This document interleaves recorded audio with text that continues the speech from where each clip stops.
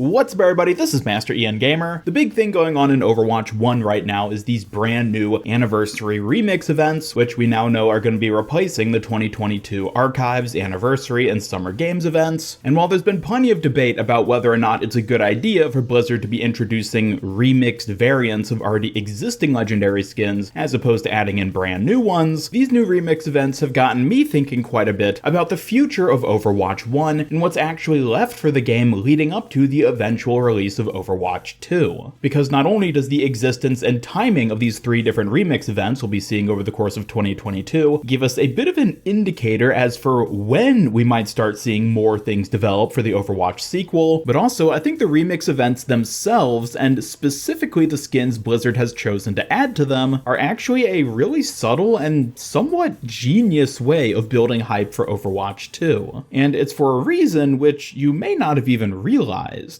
But before I delve into that, first I'd like to focus on specifically the timing of these three remix events over the next few months, and how they're likely going to end up tying in not only with the eventual release of Overwatch 2, but also likely the various betas we're going to be seeing over the course of this year. Looking specifically at the different dates we have so far for upcoming content, we know that this first Overwatch Anniversary Remix volume will be running from April 5th to April 26th, which just so happens to be the same day the Overwatch 2 beta begins. Now, beyond this though, we don't know how long exactly the Overwatch 2 beta is going to end up running. We know for a fact that there will be different iterations, essentially, of the Overwatch beta, which I assume there's going to be some sort of downtime in between them, so that Blizzard can, update the servers and maintain all the balance changes and whatnot between us having this first beta and whatever second beta ends up taking place. So let's say this first beta runs for roughly a month and ends on May 25th, or around that time.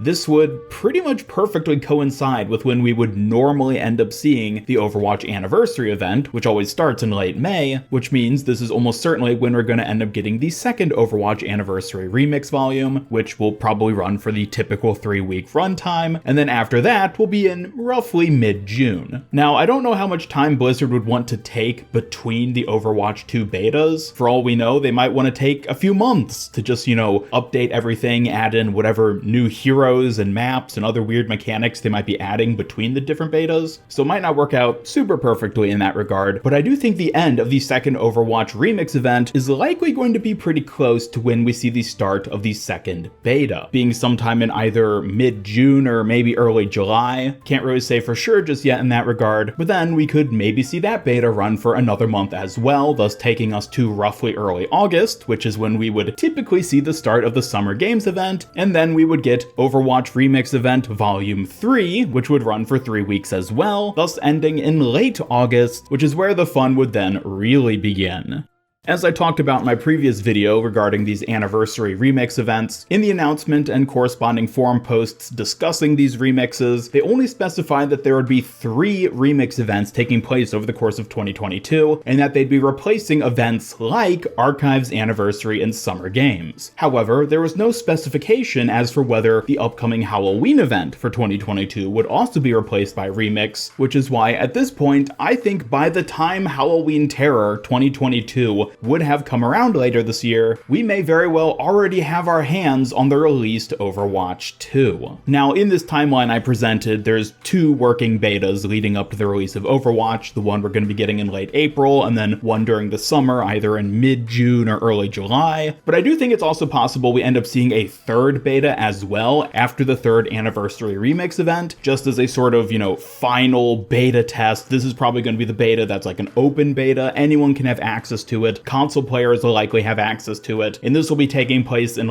September, and that beta, much like the final open beta we saw for Overwatch 1 way back in 2016, could almost perfectly then line up with the release of Overwatch 2 itself. This final beta will have effectively all the content that the final game is going to end up launching with, since it's the final test for Blizzard to make sure everything with the game is working properly before finally officially launching the sequel.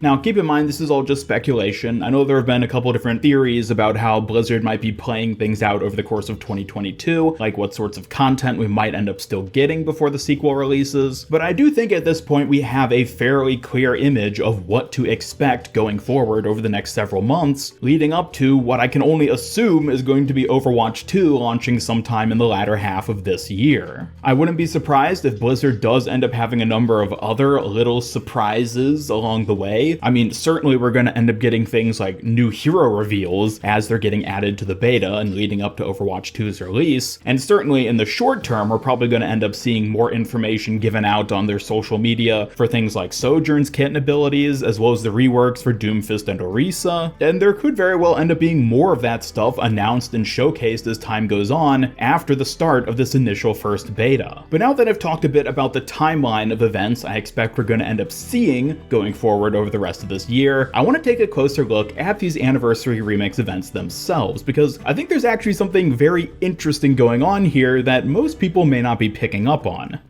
At first glance, it may look like Blizzard just took 6 random legendary skins from 6 different heroes and whitewashed their color schemes in order to make them a palette-swapped variant of an already existing legendary skin. But I think there's actually more going on than just that. For one thing, in the forum post accompanying this initial announcement, it was mentioned that these skins offer a spin on our, quote, greatest hits with new looks for some of the most popular skins ever released. Now, looking back at these 6 legendary skins, some of them, I'll admit, are very popular ones. Black Cat Diva, Oni Genji, Witch Mercy, easily these are very popular skins in the Overwatch community, and I understand why these would be selected as ones to get remixed like this. But a couple of these didn't make quite as much sense to me initially. Namely being the skins for Reinhardt and Reaper. These two are brand new color schemes for base legendary skins of theirs, being Nevermore/Plague Doctor for Reaper and Blackheart/Bloodheart for Reinhardt. And not to be judgmental on anyone who likes these base legendary skins for these heroes and likes using them in game, but I wouldn't really say these are 2 of these heroes' most popular skins. For both these heroes, immediately a number of other skins come to mind if I were to try to think of the most popular skins for these 2 specific heroes, but while neither of these may be hot skins to wear in 2022, they certainly were back in the early days of Overwatch. For those of you who've been playing Overwatch since the game launch, there was a time period where a lot of heroes didn't really have a whole ton of skins available, and during that time frame, I have to admit, Nevermore Reaper and Blackheart Reinhardt were very, very popular skins for both of these heroes. Naturally, of course, their popularity waned over time as newer, spicier skins released for each of the heroes, but back in the OG days of the game, these absolutely would have been considered some of, if not the most popular skins for each of these heroes. And in fact, when considering all 6 of these skins available in this upcoming remix event, it's worth noting that all 6 of them are skins that came out during the early days of Overwatch. The most recent to release of the 6 skins these new skins are based off of was Black Cat Diva, which actually released all the way back at the very start of 2018. Which means that all 6 of these brand new remix skins are based off of skins that existed within the first 2 years of Overwatch. And I think Blizzard did that very intentionally. What Blizzard is trying to achieve with these remix skins is invoking a feeling of nostalgia. Nostalgia for the early days of Overwatch, back when the game was fun and all your friends were still playing it, and back when, well, everything was great within the Overwatch universe in Blizzard, so to say. No company controversies, no issues with goats or having broken heroes in the game, no complaining about the lack of content updates or boring repeat events. The first 2 years of Overwatch were magical. They were amazing. People had so much fun, so many people were playing, and I think the skins Blizzard selected to remix for these Overwatch remix events were deliberately picked in order to invoke memories of that era. And even beyond just pandering to the nostalgia of lingering Overwatch players, I think Blizzard is also hoping that these skins will spark memories for people who've since given up on Overwatch. Imagine, if you will, a scenario where you're a gamer. You played Overwatch when it first came out in 2016 and you loved it. Your favorite hero was Reaper and you always ran that really cool Nevermore skin. Time goes on though, a year or two passes, and you start to lose interest in Overwatch. Other games are coming out, they are hooking your attention, and you move on and eventually start playing other things. But you still got one or two friends who keep playing Overwatch, and since they know that Reaper used to be your main back when you played as well, they might end up showing you some of the new skins he gets every now and again. Oh, check out this new Rat King skin, check out this new Masquerade skin. And yeah, those are all pretty cool and whatnot, but it just feels like more new stuff going on into the ether. It's a different direction and you've moved on to other things. But then, one day your friends show you this. Immediately, it brings back a flood of fantastic memories of a time where you loved playing Overwatch with your friends, and you're really excited to see this old skin you recognize and remember so fondly being reimagined in a brand new color scheme. I guarantee you, seeing a palette swap of one of the skins you used to always run back in the good old days of Overwatch will trigger more nostalgia and a bigger emotional response from you than to see some brand new skin for the hero. And that's exactly what Blizzard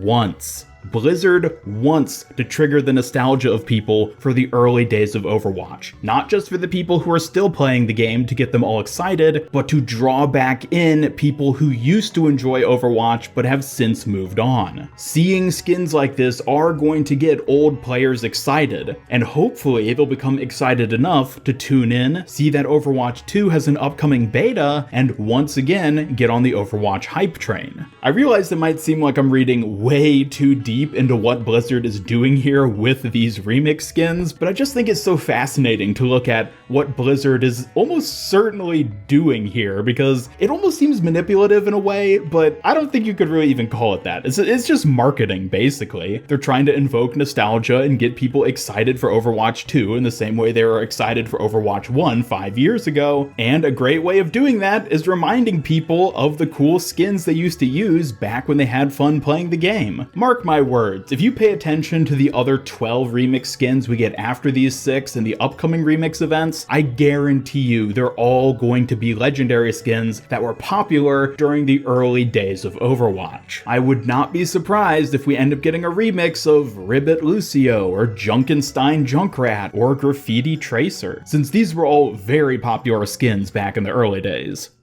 But anyways, these have just been my observations and take on the remix event and how I think they're going to play into the grand scheme of things leading up to Overwatch 2. So let me know your thoughts on all this in the comments down below. Do you think I'm onto something with Blizzard deliberately making these skins to invoke nostalgia of OG Overwatch? Or maybe you have your own ideas about how they're going to end up tying in with the upcoming Overwatch 2 betas and the eventual release of the sequel. Either way, I'd love to hear from you, and be sure to subscribe, follow me on Twitter, hit up that bell icon, and come join my Discord server to hang out and never miss any of my future Overwatch content. Special thanks to my YouTube channel members who help make these videos possible, and if you'd like to join them to earn some cool rewards, then just hit that join button down below. Otherwise, this is Master Ian Gamer signing off, and until next time, have a great day.